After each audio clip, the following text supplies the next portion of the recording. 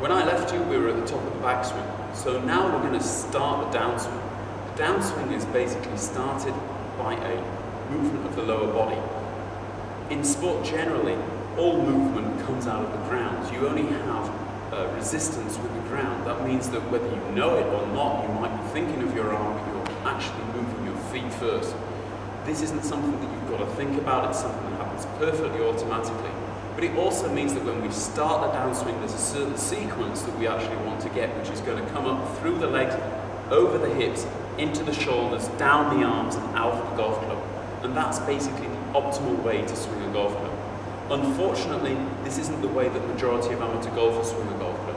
They're all hitting from the top. There is generally far too much movement in an amateur golf swing. And one of the things I say to a lot of my beginners is that the golf swing is similar to a child's swing. If you were imagining yourself as a tree, here's the trunk and here is the branch of the tree, then what we're trying to do is get the golf club swinging under the branch. If you're swinging around like a ship in a storm, you're going to have real problems getting the golf club square onto the golf ball and hitting the golf ball anywhere like straight. By keeping these angles that we had in the first two parts of the golf lesson here, we were able to actually control the body position and therefore control the club position and therefore make the way back to the golf ball as easy as possible. So really try and swing within your boundaries. Don't do too much. Too much is too much. To start the downswing, I've actually got the feeling that my hips are going to turn independently of my shoulders.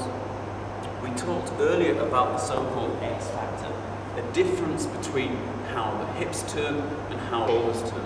It's not just a case of how far they turn, it's also a case of what angle they turn.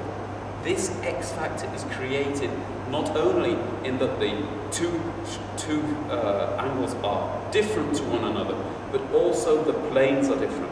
My hips are going to be moving on a pretty flat plane. My shoulders, however, are going to be moving on a steeper plane due to the body angle which we created earlier. When I rotate backwards, I'm actually turning my hips pretty flatly and turning my shoulders pretty steeply. And that way I'm getting this X factor. This is no different in the downswing. However, when you start to turn dynamically with your hips, your shoulders will naturally want to go with them and you'll lose the X factor. That's why you've got to have a bit of a feeling at the start of the downswing that your hips are turning almost without your shoulders. Now this is almost physically impossible depending on how flexible you are, but we're trying to get that feeling of a sequence going. My left hip is rotating backwards and my shoulders are resisting. I'm building even more tension here in my stomach muscles, and then I'm allowing my shoulders to rotate in their original axis, which means that they're going to be turning steeper to my shoulder or hip axis. So you can again see this X factor being created by my shoulders. My shoulders in turn will help my arms back down. By rotating in this direction, you can see that my arms will be moved down towards their starting position once again. At the same time, the arms are pulling on the golf club. The golf club really is, at this stage, not being used in any kind of a violent manner. Unfortunately, this is not true with a lot of amateur golfers. They are actually trying to hit the golf ball at the top of their golf swing. Their logic is if they start to move the arms and hands here, they're going to have more speed at the bottom of the swing. This is unfortunately not correct.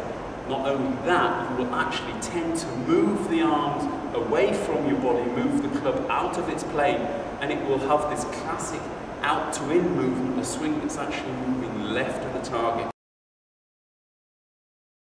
As soon as the club is moving left of the target, your unconscious will say, oh shit, get the golf ball going straight.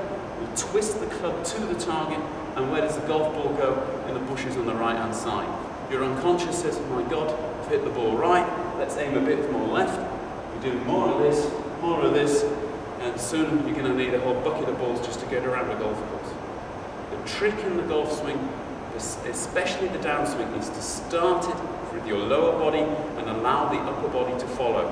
That means I'm going to start in the hip area, my shoulders will follow that, my arms will follow that, and the actual inertia of the golf club will hold the golf club back. I don't have to hold any tension in my wrists here. As I rotate both my shoulders and my hips back towards the ball, back towards the starting position, arms are pulled down, club is brought forward. And as I get to this position, my arms slow down and the club will overtake by itself. You can actually see again this movement that we practiced right at the very beginning. And this is the correct sequence in a downswing.